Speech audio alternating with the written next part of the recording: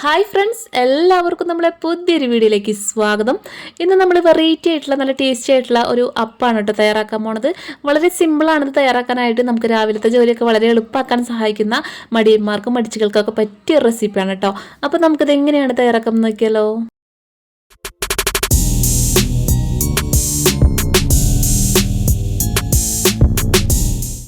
അപ്പോൾ വീഡിയോയിലേക്ക് പോകുന്നതിന് മുമ്പായിട്ട് ചെറിയൊരു കാര്യം പറഞ്ഞോട്ടെ. നമ്മൾ ഈ ഒരു വീഡിയോ കണ്ടുകൊണ്ടിരിക്കുന്ന സമയത്ത് വീഡിയോ നിങ്ങൾക്ക് ഇഷ്ടമാണെങ്കിൽ പ്ലീസ് മടിക്കാതെ ഒന്ന് ലൈക്ക് അടിച്ച് സപ്പോർട്ട് ചെയ്യണം കേട്ടോ.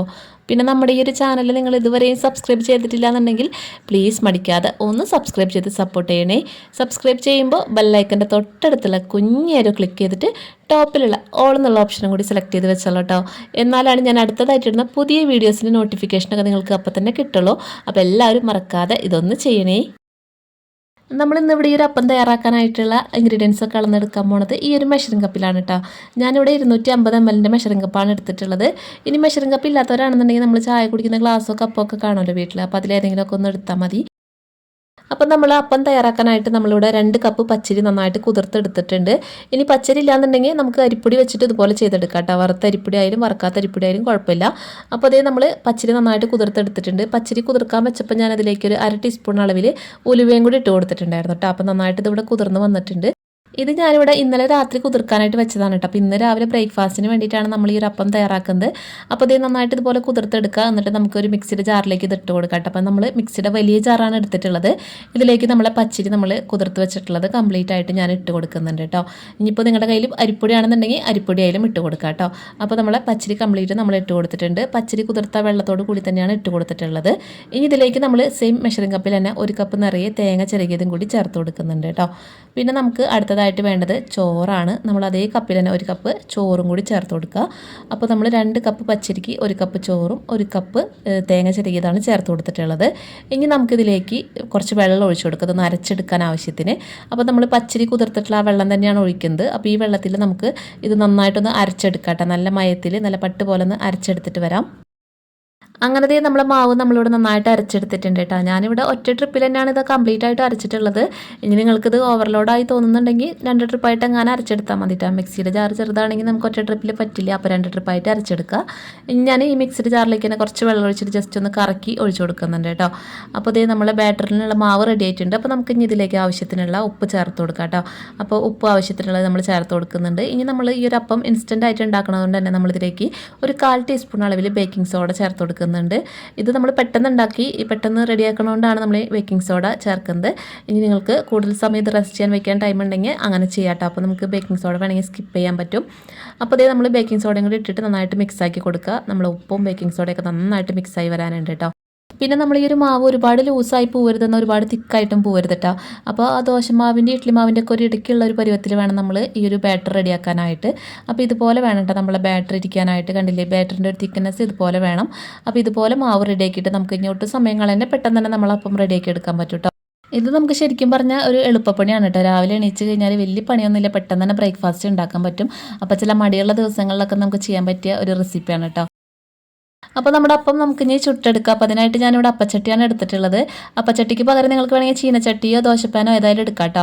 ഇതൊന്ന് ചൂടായി വരുന്ന സമയത്ത് ഞാൻ ഇതിലേക്ക് കുറച്ച് വെളിച്ചെണ്ണ ഒന്ന് ഒഴിച്ചു കൊടുക്കുന്നുണ്ട്. വെളിച്ചെണ്ണയ്ക്ക് പകരം നിങ്ങൾക്ക് വേണമെങ്കിൽ നെയ്യോ ബട്ടറൊക്കെ യൂസ് ചെയ്യാവുന്നതാണ്. ഇനി നമുക്കിതിലേക്ക് നമ്മൾ നേരത്തെ റെഡിയാക്കി വെച്ചിട്ടുള്ള ബാറ്ററിൽ നിന്ന് ഒരു തവി ബാറ്റർ ഒഴിച്ചു കൊടുക്കാം. ഈ ബാറ്റർ ഒഴിച്ച് കഴിഞ്ഞാൽ നമ്മൾ പിന്നെ പരത്താനൊന്നും നിൽക്കേണ്ട ആവശ്യമില്ല കേട്ടോ. ജസ്റ്റ് ഒഴിച്ചു കൊടുത്താൽ മതി. പിന്നെ ഒരുപാടൊന്നും ഒഴിക്കേണ്ട, ഒരു തവി തന്നെ ഒഴിച്ചാൽ മതി കേട്ടോ. എന്നിട്ട് നമുക്ക് ഇനി മൂടി വെച്ചിട്ട് വേണം ഇത് കുക്ക് ചെയ്യാനായിട്ട്. അപ്പോൾ നമുക്കിത് മൂടി വെച്ചിട്ട് 1 മിനിറ്റ് ഒന്ന് കുക്ക് ചെയ്തെടുക്കാം.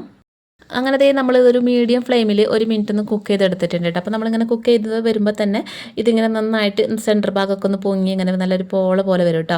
ആ സമയത്ത് നമുക്ക് ഇതിൻ്റെ മുകളിൽ കുറച്ചും കൂടി ഒന്ന് വെളിച്ചെണ്ണ അതുപോലെ ഒന്ന് ഒഴിച്ചു കൊടുക്കുക. വെളിച്ചെണ്ണ ബട്ടറോ നെയ്യ് ഏതാണെന്ന് വെച്ചാൽ നിങ്ങൾ എടുത്തതെന്ന് വെച്ചാൽ അത് ഒഴിച്ചു കൊടുക്കുക. എന്നിട്ട് നമുക്ക് ഇതൊന്ന് തിരിച്ചിട്ട് കൊടുക്കാം കേട്ടോ. നമ്മളിത് തിരിച്ചിട്ട് കൊടുക്കണം എന്തിനാണെന്ന് വെച്ച് കഴിഞ്ഞാൽ 2 സൈഡ് നന്നായിട്ടൊന്ന് മൊരിയാൻ വേണ്ടിയിട്ടാണ്. ഇനി നന്നായിട്ട് മൊരിയണ്ട എന്നുള്ളവർക്ക് വേണമെങ്കിൽ ഇങ്ങനെ തന്നെ എടുക്കാവുന്നതാണ് കേട്ടോ. അപ്പം ഞാനിവിടെ 2 സൈഡ് നന്നായിട്ട് മൊരിച്ചെടുക്കാനായിട്ട് ജസ്റ്റ് ഒന്ന് തിരിച്ചിട്ട് കൊടുത്തിട്ടുണ്ട്. ഇങ്ങനെ നമുക്ക് തിരിച്ചിട്ടിട്ട് മറ്റേ സൈഡും കൂടി ഒന്ന് മൊരിച്ചെടുക്കാം.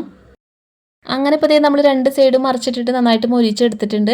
ഇനി ഇങ്ങനെ നന്നായിട്ട് മൊരിക്കേണ്ട എന്നുള്ളവർക്ക് വേണമെങ്കിൽ ഒരു സൈഡ് കുക്കായി വരുമ്പോൾ തന്നെ എടുക്കാവുന്നതാണ് കേട്ടോ. അപ്പോൾ അത് നിങ്ങളുടെ ഇഷ്ടം പോലെ നിങ്ങൾക്ക് എടുക്കാം. അപ്പോൾ ഞാൻ എന്തായാലും ഇവിടെ 2 സൈഡിൽ നിന്ന് മൊരിച്ചിട്ടാണ് എടുക്കുന്നത്. അപ്പോൾ ഇതുപോലെ നമുക്ക് ഇനി ബാക്കിയുള്ളതും റെഡിയാക്കി എടുക്കാം കേട്ടോ. അപ്പോൾ നമുക്ക് വീണ്ടും കുറച്ച് വെളിച്ചെണ്ണ ഇതുപോലെ ഒന്ന് ഒഴിച്ചു കൊടുക്കുക. എന്നിട്ട് നമ്മൾ ബാറ്റർ ഒഴിച്ചിട്ട് നമുക്ക് ബാക്കിയുള്ളതെല്ലാതും ഇതുപോലെ ചുട്ടെടുക്കാം കേട്ടോ. അപ്പോൾ നെയ്യോ ബട്ടറൊക്കെ ചേർക്കണമെന്ന് വെച്ചാൽ കുറച്ചും കൂടി നല്ലൊരു ടേസ്റ്റ് നല്ലൊരു സ്മെല്ലൊക്കെ ആയിരിക്കും കേട്ടോ.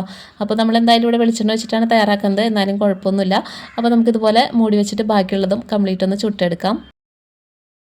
അങ്ങനെ നമ്മൾ ടേസ്റ്റി ആയിട്ടുള്ള അടിപൊളി അപ്പം ഇവിടെ റെഡി ആയിട്ടുണ്ട്. അപ്പോൾ ഞാൻ കുറച്ചൊക്കെ ചുട്ടെടുത്തിട്ടുണ്ട്. ബാക്കി ഇനി കുറച്ചും കൂടി ചുട്ടെടുക്കാനുണ്ട്. അപ്പോൾ ഇതിൻ്റെ സോഫ്റ്റ്നെസ് ഒന്ന് കാണിച്ചു തരാം കേട്ടോ. കണ്ടില്ലേ, നല്ല സോഫ്റ്റ് ആയിട്ടുള്ള അപ്പം തന്നെയാണ്. നല്ല ടേസ്റ്റിയാണ്, നല്ല സിമ്പിളാണ് ഇത് തയ്യാറാക്കാനായിട്ട്. പിന്നെ നമുക്കിതിൻ്റെ കൂടെ കഴിക്കാനായിട്ട് സൈഡായിട്ട് നമ്മുടെ ഗാർലിക് ചട്നി, മുട്ടക്കറി ഒക്കെ നമുക്ക് കഴിക്കാം. അതുപോലെ ചിക്കൻ കറി, മട്ടൻ കറി, ബീഫ് കറി ഏതായാലും കുഴപ്പമില്ല, എന്തിൻ്റെയും കൂടെ കഴിക്കാൻ പറ്റും കേട്ടോ. അപ്പോൾ ഇതിൻ്റെയൊക്കെ റെസിപ്പി നമ്മൾ ചാനലിൽ ഓൾറെഡി ഇട്ടിട്ടുള്ളതാണ്. ഈസി ആയിട്ടുള്ള നമ്മുടെ ഗാർലിക് ചട്നി ഒരുപാട് പേര് റിക്വസ്റ്റ് ചെയ്തിട്ടുള്ള ഒരു വീഡിയോ ആണ്. നമ്മളിത് ചാനലിൽ ഇട്ടിട്ടുണ്ട് കേട്ടോ. അപ്പോൾ അത് കാണാത്തവരുണ്ടെങ്കിൽ നമ്മുടെ ചാനലിൽ കയറി കഴിഞ്ഞാൽ കാണാൻ പറ്റും. മുട്ടക്കറിയുടെ ആയാലും നമ്മുടെ ചട്നിയുടെ വീഡിയോസൊക്കെ കേട്ടോ. അപ്പോൾ എല്ലാ വീഡിയോസും നമ്മുടെ ചാനലിലുണ്ട്. നിങ്ങൾക്ക് എന്ത് ഡൗട്ട് ഉണ്ടെങ്കിലും കയറി നോക്കാവുന്നതാണ്. അപ്പോൾ കണ്ടില്ലേ, വളരെ സോഫ്റ്റ് ആയിട്ടുള്ള നല്ല ഈസി ആയിട്ടുള്ള ഒരു അപ്പം തന്നെയല്ലേ ഇത്. അപ്പോൾ നിങ്ങൾ എന്തായാലും ഒന്ന് ട്രൈ ചെയ്ത് നോക്കട്ടെ. രാവിലത്തെ പണി നമുക്ക് കുറച്ചും കൂടി ഈസി ആക്കി എടുക്കാൻ പറ്റും. ഡെയിലി ഇത് തയ്യാറാക്കണമെന്ന് ഞാൻ പറയില്ല, കാരണം നമ്മൾ ഈ ബേക്കിംഗ് സോഡയൊക്കെ ചേർത്തുകൊണ്ട്. അപ്പോൾ ഇത് ഇടയ്ക്ക് നമുക്ക് മടിയുള്ള ദിവസങ്ങളിലൊക്കെ ട്രൈ ചെയ്യാൻ പറ്റിയ ഐറ്റം തന്നെയാണ്. അപ്പോൾ തീർച്ചയായിട്ടും എല്ലാവരും ട്രൈ ചെയ്ത് നോക്കണം. ട്രൈ ചെയ്തിട്ട് ഫീഡ്ബാക്സ് ഒക്കെ കമൻറ്റിലൂടെ അറിയിക്കുക. വീഡിയോ ഇഷ്ടമായിട്ടുണ്ടെങ്കിൽ ലൈക്ക് ചെയ്യുക, നിങ്ങളുടെ ഫ്രണ്ട്സിനും ഫാമിലിക്കൊക്കെ ഒന്ന് ഷെയർ ആക്കി കൊടുക്കുക. പിന്നെ ചാനൽ സബ്സ്ക്രൈബ് ചെയ്യാതെ മടിച്ചിരിക്കുന്നവർ മറന്നു പോയവരൊക്കെ ഉണ്ടെങ്കിൽ പ്ലീസ് മടിക്കാതെ ഇപ്പോൾ തന്നെ ഒന്ന് സബ്സ്ക്രൈബ് ചെയ്തിട്ട് ആ ബെല്ലേക്കൻ ഒന്ന് എനേബിൾ ചെയ്ത് വെക്കിട്ടോ. അപ്പോൾ ഇൻഷാ അല്ലാഹ് ഇതുപോലെ നല്ല ടേസ്റ്റിയും വെറൈറ്റിയും ആയിട്ടുള്ള മറ്റൊരു നല്ല അടിപൊളി റെസിപ്പി ആയിട്ട് നമുക്ക് വീണ്ടും കണ്ടുമുട്ടാം. അപ്പോൾ ഇതുവരെയും നമ്മളെ വീഡിയോ കണ്ട് സപ്പോർട്ട് ചെയ്ത എല്ലാവർക്കും ഒരുപാട് നന്ദി. താങ്ക്